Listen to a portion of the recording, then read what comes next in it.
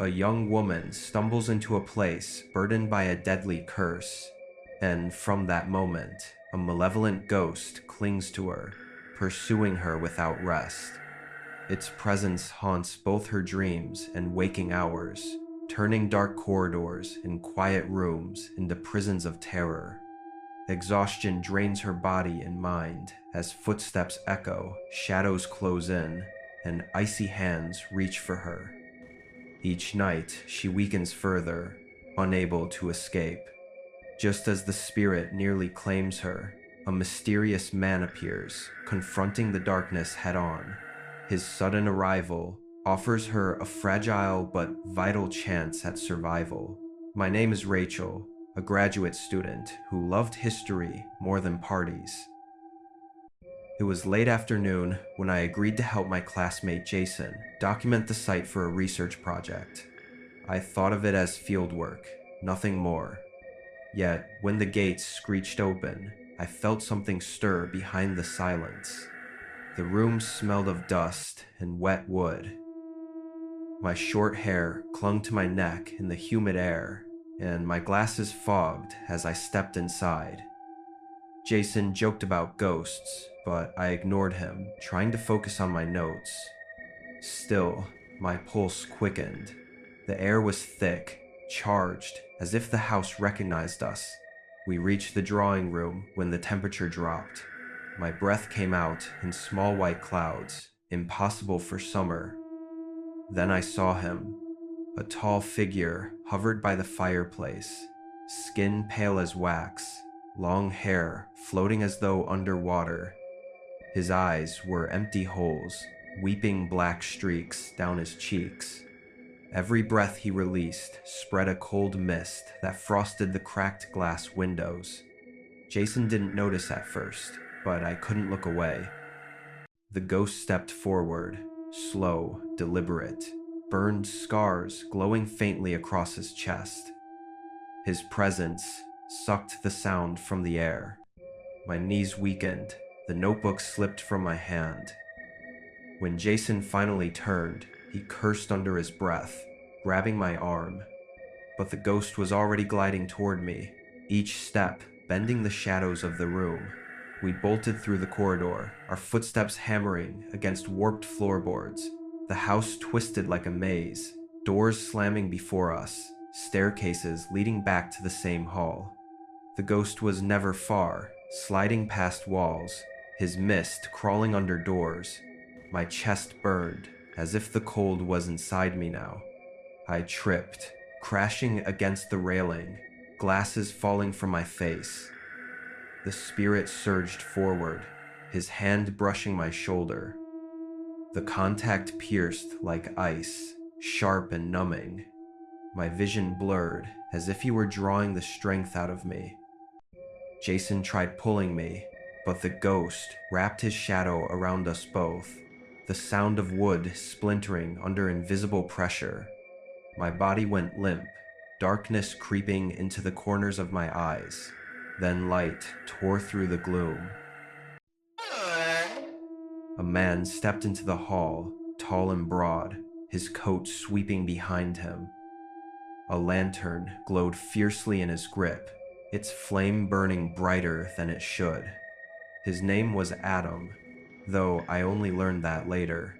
In that moment, he was a wall between me and despair. He shoved Jason and me aside and raised the lantern high. The flame roared, spilling gold across the ghost's face. The spirit shrieked, recoiling, its body flickering as though smoke caught in wind. Adam pressed forward, forcing the entity down the corridor with steady, fearless steps. His movements were sharp, practiced, as if he had fought this thing before. Jason dragged me to my feet, and together we stumbled toward the broken front doors. We collapsed into the yard, night already swallowing the sky. My lungs pulled in heavy air, each breath sharp with relief and dread. I pressed my hand against my chest, still cold where he had touched me. Minutes later, Adam emerged from the doorway, lantern dim but still lit. His face was calm, though shadows of exhaustion lined his eyes. He looked at me, not with comfort, but with recognition, as though he knew the bond the spirit had left behind. Jason muttered that we should never return, but I couldn't speak. Deep inside, I felt the truth. The house had not let me go. That thing inside had reached me, and I feared it would never stop. A young woman, Emily, believes her life has returned to normal after a terrifying encounter, but strange events prove otherwise. Books slide off shelves, shadows twist unnaturally, and footsteps echo in empty halls. Sleepless and drained, she realizes the malevolent ghost has followed her, haunting both her days and nights. When the spirit emerges again inside her dorm room, its cold presence suffocates her, ready to claim her life. Just as despair closes in, her roommate Hannah and a student named Daniel intervene. Daniel pulls Emily back from the brink, confronting the entity and giving her one fragile chance at survival. My name is Emily, and for weeks I thought the worst was over. The night in the morgue had left me shaken, but classes, errands, and friends gave me the illusion of normalcy. I convinced myself it was exhaustion and stress, until small things began to peel that belief away. My books slid from shelves without reason, my phone screen lit with static when no one called, and shadows bent against the light like they had a will of their own. I told myself not to panic, yet my chest tightened every time I walked down the narrow dorm hallway. I lied, because how could I explain that the sound of footsteps followed me no matter how many times I checked the empty corridor? It was subtle at first, but with every passing night, the weight pressing on me grew heavier, as if unseen eyes traced my every move. One evening, Hannah and I walked back from the library with Daniel, another student who often studied late. He joked about the creaks of the old building, but his laughter stopped when we saw a window slam shut ahead of us, though no wind stirred. I tried to brush it off, forcing myself to breathe evenly, but my body trembled in silence. The moment we entered our room, the temperature plummeted. Frost traced the mirror while the lights flickered weakly above. I could feel it near.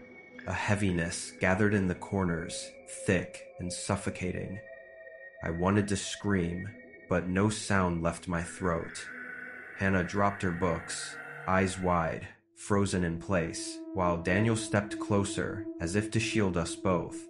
Then the air seemed to ripple, and a pale outline emerged near the mirror. The same hollow gaze, the same lifeless face I had tried to forget. Its steps were slow, deliberate, dragging toward me as if nothing else existed in its world but me. My body moved before my mind caught up. I stumbled back against the desk, my knees weak. The figure leaned forward, its cold presence wrapping around me like smoke. The walls blurred, and all I could think was that it had followed me here, that it would never let me go. Hannah's voice broke through, faint and shaking, calling my name, while Daniel's arm reached across me, holding me up. The lights burst, plunging the room into darkness. I felt the brush of air across my face, icy and sharp, but instead of pulling me down, something yanked me back with sudden force. Daniel dragged me away from the mirror, his voice low, steady, despite the chaos. He muttered words I didn't understand, but they cut through the heavy silence. The figure paused, its shape wavering like smoke in the wind. Then, with a soundless lurch, it faded back into the glass. We stood there, the three of us, panting in the dim light of Hannah's flashlight. The room was wrecked, books scattered, glass shards on the floor. No one spoke. I could barely lift my head, my chest burning as if I had been running for hours. Hannah clutched my hand, trembling, while Daniel leaned against the wall, eyes fixed on the mirror as though expecting the figure to return any second. That night, none of us slept. Every sound, every whisper of wind outside pressed on our nerves like nails. I realized then that this wasn't something I could outrun. The ghost was tied to me, stitched into my life in ways I couldn't understand. And yet, the memory of Daniel pulling me back, of Hannah's hand gripping mine, gave me a fragile sense of ground beneath my feet. Morning light finally seeped through the curtains, but it brought no comfort. The mirror remained cracked, its surface clouded, as if holding something just behind the glass. I could not stop thinking about the moment its hollow eyes locked on mine. A part of me knew it was only waiting for another chance. My name is Emily, and I thought I could finally settle into something close to normal after that night with the mirror. I went through my classes, tried to keep myself busy, and spent time with Hannah and Daniel as though everything was ordinary. Yet the ordinary never lasted. Small shifts crept in, ones I couldn't explain. My reflection lagged when I brushed my teeth, lips moving a fraction later than my own. I told myself not to stare too long, but curiosity always won. The more I looked, the more the glass seemed alive. Hannah noticed me zoning out and nudged me to snap out of it, and I laughed it off, but my stomach churned with unease. Daniel stopped by often, his concern hidden under quiet questions, though I could see it in the way his eyes lingered when he thought I wasn't paying attention. They wanted to help, but what could anyone do against something that didn't obey any rules we knew? One night, the air inside the dorm grew heavy. Hannah was asleep.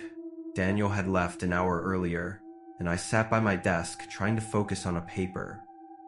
My lamp flickered 3 times before going out, and the room sank into a dim glow from the hall. I froze when the surface of the mirror rippled like water. It wasn't a trick of tired eyes. A pale hand pressed against the glass, long fingers splayed wide, and my breath caught in my throat. I couldn't move. The shape behind the glass grew clearer, the same hollow face that haunted me before. Its gaze locked onto mine, and the surface thinned until the sound of nails scraping against glass filled the room. Hannah stirred in her sleep, whispering faintly, and for a moment I prayed she wouldn't wake. My pulse hammered so hard I thought it might burst, but then the mirror cracked with a sharp snap. A fragment slid out and clattered to the floor. The figure leaned forward, halfway free. My body lurched back against the chair, too weak to scream, until the door banged open. Daniel rushed in, out of breath, with Sarah trailing behind him. She was another student from our class, always sharp, always skeptical, yet her eyes widened when she saw the mirror shatter further, pieces falling like rain. Daniel yanked me away, gripping my arm with steady force, while Sarah grabbed Hannah and shook her awake. The air smelled of iron and damp stone, thick and wrong. The figure emerged more fully, shoulders bending unnaturally as it stepped onto the carpet. Its presence pressed against us, making every breath shallow. I clung to Daniel's sleeve, knees weak, while Sarah shouted for us to move. The 4 of us stumbled into the hallway, hearts racing, but the door slammed shut behind us with a force that rattled the frame. We stood there, shaking, trying to process what just happened. Hannah clutched her blanket, eyes glassy with fear, while Sarah leaned against the wall, muttering under her breath as if piecing it together. Daniel didn't let go of my arm, and for once, I didn't want him to. The dorm was silent again, eerily so, except for the faint echo of footsteps that weren't ours, muffled behind the closed door. That night we crowded into the lounge, none of us daring to sleep alone. Every sound made me flinch, and the memory of the hand pressing against the glass clung to me. I knew this wasn't just random anymore. Whatever tied the spirit to me was growing stronger, breaking through in ways I couldn't keep hidden. Hannah, Daniel, and Sarah were now caught in this with me, and that guilt gnawed at me more than the fear. Morning light arrived, but it carried no comfort. The mirror inside our room was fractured beyond repair, yet I couldn't shake the feeling that breaking it hadn't trapped the ghost. It had only given it another way through, and as much as I wanted to believe we were safe for now, I couldn't forget the sound of those footsteps following from just beyond the wall. I never imagined a simple walk back from the library would spiral into something that still keeps me awake. The campus was nearly empty that night, the usual chatter swallowed by a heavy fog rolling over the courtyard. Hannah had stayed behind in the dorm, Daniel promised to meet me later, and Sarah insisted on walking halfway before heading to her side of the building. I told myself I would be fine, though the silence felt strangely deliberate, like the world was waiting for me to notice. Halfway across the path, I heard soft humming drifting from the chapel. No light shone inside, yet the melody carried clearly, low and steady, wrapping around me like a whisper in my ear. I froze, my breath visible in the mist, and every instinct told me to keep walking, but my legs betrayed me. Curiosity, or something stronger, pulled me toward the old wooden doors. My hands trembled as I pushed them open, the hinges groaning loud enough to make me wince. The chapel was dim, only a faint glow from the stained glass seeping in from the streetlights outside. At the center stood a figure, tall and thin, face hidden by the shadows of the altar. The humming stopped the instant I stepped in, leaving the air too still, too expectant. My throat tightened, and I whispered an apology to no one in particular, thinking maybe I had intruded on some private moment. Then the figure tilted its head, slow and deliberate, and I knew it wasn't anything human waiting there. The door slammed shut behind me. My chest burned as I spun around, hands clawing for the handle, but it wouldn't budge. The figure moved closer, not walking but gliding, each step echoing against stone.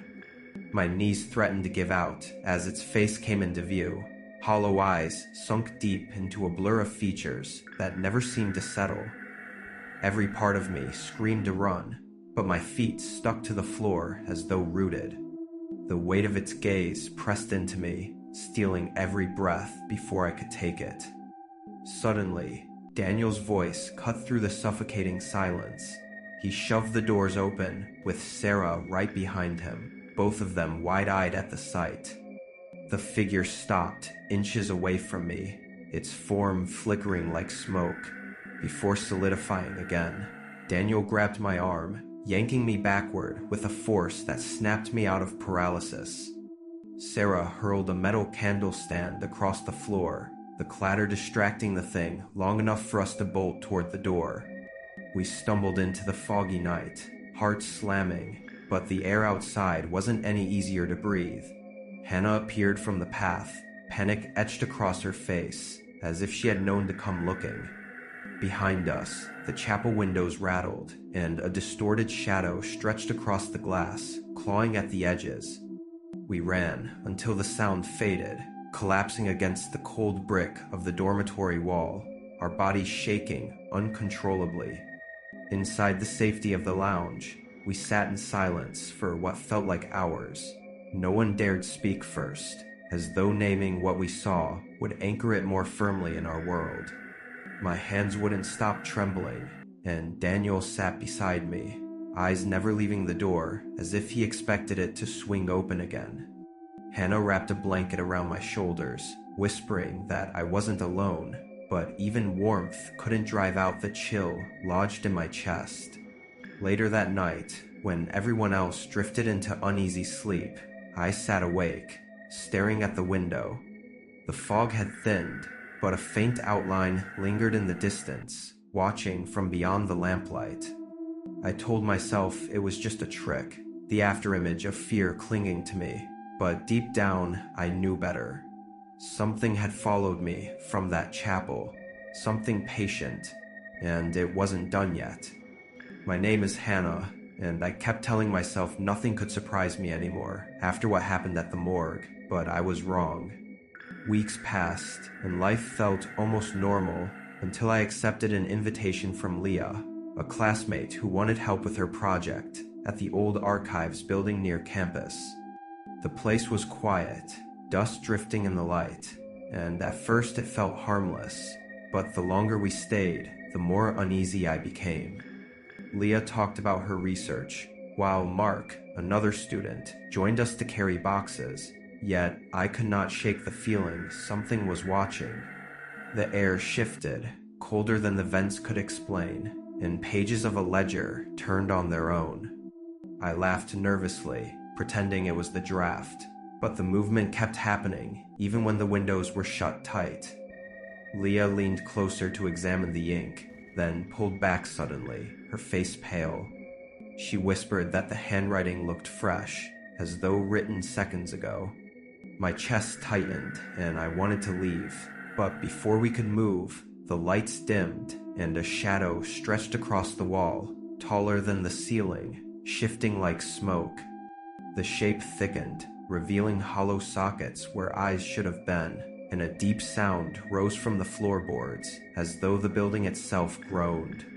Leah clutched my arm, and Mark froze, but I forced myself to step back slowly, hoping it would fade. Instead, the shadow slid forward, the air around us pressing heavy like water. My thoughts scattered, all reason gone, as a chill wrapped around my neck. I tried to scream, but no sound left my throat. Just as I stumbled, Mark moved between me and the shape, pulling me toward the door. The pressure lessened, though the shadow surged after us, its outline bending unnaturally around the shelves. Books toppled in our path, slamming shut one after another, as if something wanted to trap us inside. Leah ran ahead to push open the exit, yet the door resisted, stuck like it had been sealed for years. My pulse hammered so hard, I thought I might collapse right there in the dark. Mark braced himself against the door, and with one last shove, it gave way, the heavy air snapping back as though cut by an invisible edge. We stumbled into the night, gasping under the sudden warmth, the silence outside, almost mocking. Leah trembled, gripping her notebook so tightly her knuckles whitened, while I leaned on the railing, trying to steady my breath. Behind us, the building looked ordinary again, windows black and still, but I knew the thing had not vanished, only withdrawn. That night, I lay awake replaying the details, the shifting air, the pages moving, the shadow that nearly swallowed me. I told myself maybe we imagined it, maybe the stress made it worse, yet deep down, I knew none of us had dreamed it. Leah refused to go back to the archives, and Mark avoided the subject entirely, but I caught his expression when our eyes met. He had seen the same thing I did, and neither of us had an answer. I tried to move on, to bury myself in school and routines, yet the unease lingers. Hallways feel longer than they should, lights flicker more often, and sometimes I catch my reflection in glass, bending in ways my body does not. I learn to act calm around others, but inside, I feel the same heavy air pressing in, waiting for the moment I am alone again. It is not over. It never was. And I fear the next time it comes, the door may not open. My name is Hannah, and after everything that happened, I kept trying to live as if things were normal, though deep down I knew they weren't. I took on late study hours in the science building with Julia and Aaron, thinking company would keep my nerves steady. The place was almost deserted, long hallways echoing with our footsteps, the hum of the air vents our only companion. I told myself it was just another night of work, yet my chest tightened the moment I noticed how every door creaked shut a little too slowly behind us. Julia sorted through lab notes, while Aaron joked about the smell of chemicals, but I kept glancing at the glass panels, reflecting faint shapes that didn't match our movements. My skin prickled, and I tried to brush it off, but then a chair slid across the floor without anyone near it. Julia gasped, and Aaron muttered something under his breath, both of them as unsettled as I was. I reached for my bag, ready to leave, when the lights flickered and the reflection in the glass twisted into something else. It was my own outline, yet stretched unnaturally thin, the face warped into hollow darkness. The shadow moved even when I stood still, tilting its head toward me in a way that froze my lungs. Julia clutched my sleeve, her hand trembling, while Aaron stepped closer, his jaw tight as though he meant to shield us. The reflection's arm pressed against the glass, and a cold draft swept the room, though no window was open. My knees weakened, and I thought I might collapse under the weight of the unseen air pressing around us. Aaron pulled me back toward the doorway, urging us to move, but the door slammed shut with a loud crack, locking us inside. The reflection on the glass surface now moved freely, peeling away from its pain and spilling like liquid shadow into the room. Julia whimpered, backing against the table, and I felt the temperature plunge so low my breath fogged. I tried to stay calm, telling myself it couldn't touch me, but the shadow leaned forward, stretching closer until I swore I felt it brushing against my shoulder. The pressure in the room built until I could barely breathe, and I thought it was over, but Aaron shouted at me to focus on the exit sign, glowing faintly in the corner. He pulled me toward it with all his strength, the resistance of the air fighting every step.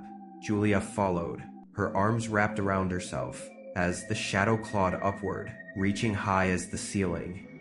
The light above the exit flickered once, then flared brighter, and in that moment, the weight lifted.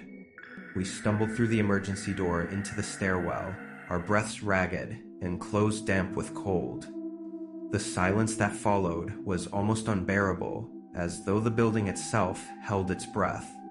Aaron leaned against the railing, his face pale, while Julia sat on the step, clutching her notebook to her chest. I pressed my hand to my throat, still feeling the phantom chill where the shadow had brushed. For a long moment, none of us spoke, the only sound, the distant hum of the city outside. I tried to convince myself it was only the building, old pipes, failing lights, a mind too tired to think clearly. Yet each night since, I see faint distortions in glass, shapes that lean when I do not move. I pretend not to notice, because if I admit the truth, then it means it followed me out. And if it did, there may be no door strong enough to keep it away next time. My name is Hannah, and after weeks of restless nights, I thought going to the old library annex would help me focus. It was quiet, almost forgotten, with shelves of dust-covered books and lamps that hummed faintly above. Julia joined me, saying she needed to research, while Aaron tagged along just to keep us company. At first it felt almost comforting, the air heavy with paper and time, until I noticed how cold it was, even with the vents off. I told myself it was just an old building, though my hands shook as I turned the brittle pages. Julia wandered down the far aisle, her footsteps muffled, while Aaron leaned back in a chair, tapping his pencil against the table. I thought the sound was harmless, but it suddenly echoed from somewhere deeper in the stacks long after he had stopped. My stomach twisted, and I tried to laugh it off, yet the echo repeated again, louder, as if mocking us. Aaron glanced toward the shadows, while Julia stepped back quickly, her face pale. The air grew heavier, each breath shallow, and I could feel something closing in, though nothing moved. A book fell from the top shelf behind Julia, slamming onto the ground, hard enough to make her stumble. She bent to pick it up, but froze when the rest of the books along the shelf shifted as if brushed by an unseen hand. I rushed toward her, my pulse hammering, while Aaron caught my arm, urging me not to get too close. The overhead lights flickered, casting long, distorted shapes across the floor, and for a brief second, I saw a figure crouched low between the shelves. My throat tightened, words stuck, because the figure did not vanish when